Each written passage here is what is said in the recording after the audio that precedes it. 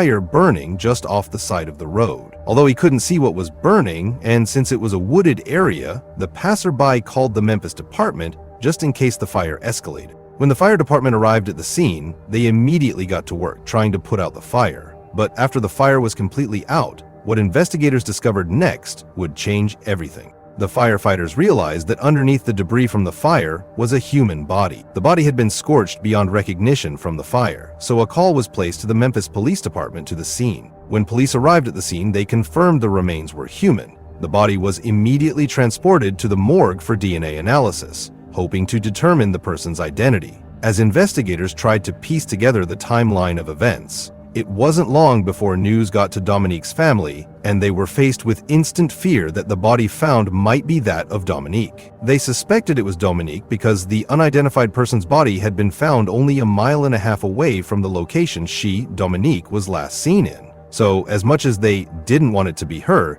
they could not deny the strong possibility that it would be her. The family immediately contacted Memphis PD, wanting to know if they had identified the woman and if it was Dominique. The victim hasn't been identified, but Lomax is wondering if it's her sister. My mom want to know where her daughter is. We want to know where she is. Her son want to know.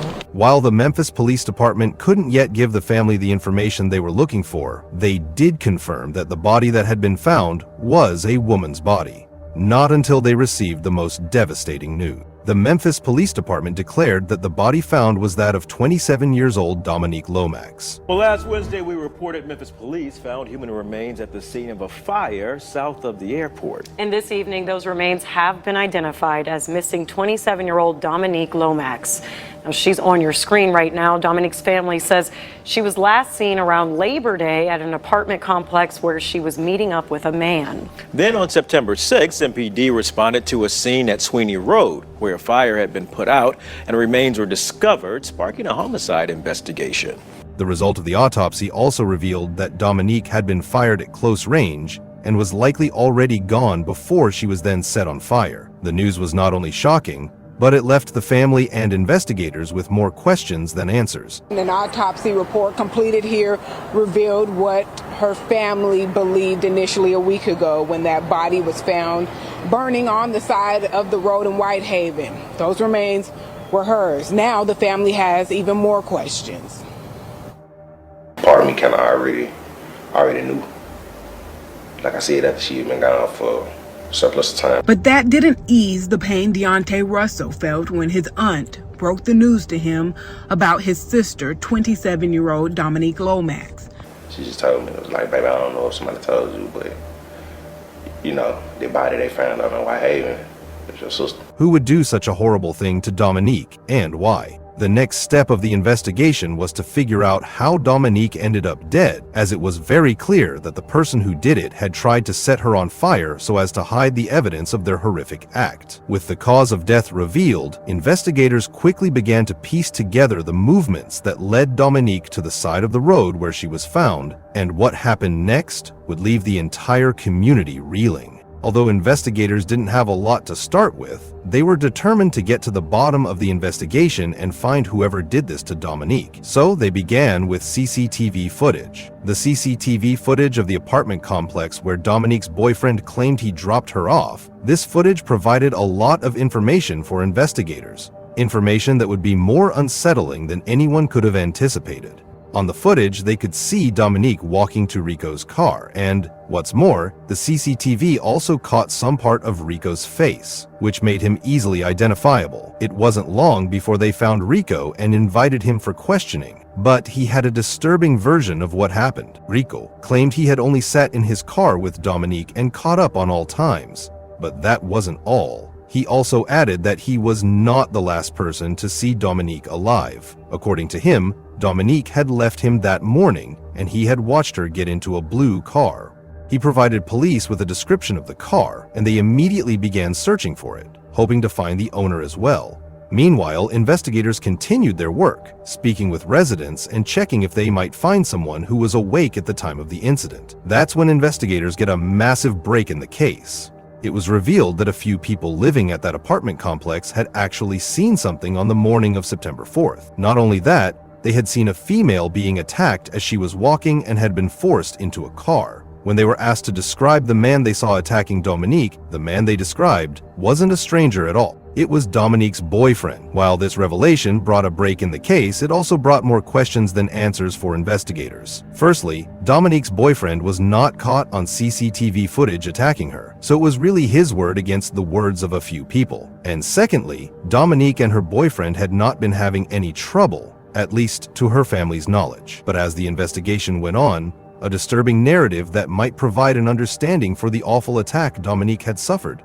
The narrative was that Dominique's boyfriend might have tricked her into selling her body for money. This prompted investigators to invite Dominique's boyfriend in for an interview. They had hoped to have a timeline of her death by the end of that interview, but Dominique's boyfriend stuck to his previous statement. He insisted that he had dropped Dominique off at that apartment complex to see a man named Rico. This much checked it out with the CCTV footage, as well as Rico's recollection of events. But then, Dominique's boyfriend said he drove home and never heard from her again after that text, while investigators had no choice but to let him go because there wasn't enough evidence tying him to the crime.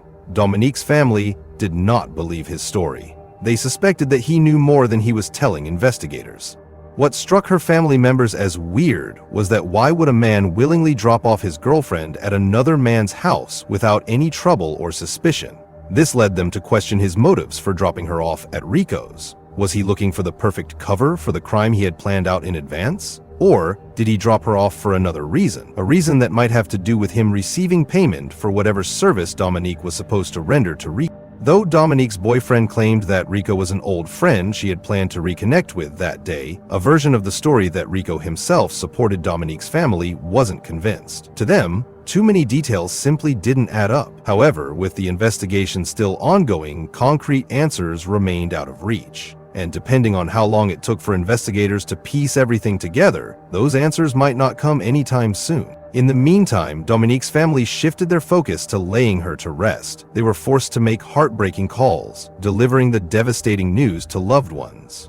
Dominique had been the rock of their family, always stepping up when someone needed her. Now, they couldn't shake the painful feeling that they hadn't been able to do the same for her when it mattered most. On September 13, 2023, family and friends gathered at Overton Park in Memphis, Tennessee for a memorial and balloon release in her honor, celebrating her life while demanding justice for the one they had lost. Family and friends of Dominique Lomax honoring her memory and calling for justice. The 27-year-old was found dead near the airport last week. Her remains identified yesterday after being found following a fire days earlier. Our Kevin McNamara was at the vigil for Lomax tonight, and he has more on the anguish her death is causing those who knew her. Kevin.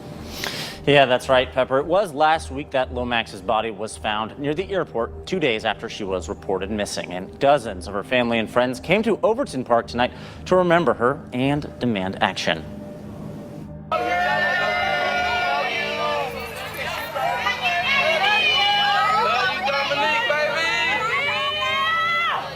The family and friends of Dominique Lomax released green and white balloons together on Thursday evening to honor her memory.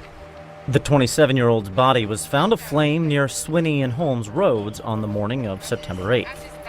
You set my daughter on fire. You put her in the woods. Just treated her like she was nothing when she was well-loved and still well-loved. Her mother, Lois Lomax, spoke at Thursday's vigil and called for whoever killed her daughter to come forward. Lomax's sisters also had strong words. We deserve to know what's going on. We deserve to know why. And we deserve to know that these people need to be in jail. She needs justice. It doesn't matter who you are and what you know. Any little piece of information helps my family. My family is hurting. We are broken. We are devastated. We are upset. And we just really want answers from my sister. At the balloon release service, Dominique's mother, Lois Lomax, spoke about her daughter, urging people to remember her not just for how she died, but for how she lived. Friends and family gathered to share their favorite memories, honoring the woman who had touched so many lives. During the service, Lois, Dominique's mother, also delivered a powerful message to whomever had taken her daughter's life, vowing that she would not rest until justice was served. This isn't over. This isn't over. It may have been 1 week, but believe me, in that 1 week, she's gonna get what she's deserved. She's going to get justice. And I promise you that. I'm not going to let this go until my baby has victory over this. He's done a monstrous crime. He has done a crime that he needs to be locked away and thrown away and, put away 24 and 7 actually. He has done something to just rock my world, and I'll never be able to get over my daughter lost until he's put away. Dominique's family used the moment to press investigators for answers, demanding the truth about what had happened to her. They also expressed gratitude to the community for their support and prayers, hoping that someone would come forward with information to help bring her killer to justice. To aid in their fight, they created a GoFundMe page to raise funds, not only to seek justice for Dominique, but also to care for her young son, who still didn't know that his mother would never be coming home. What are your thoughts on Dominique's case? Do you believe investigators are doing enough to bring her family the answers they deserve?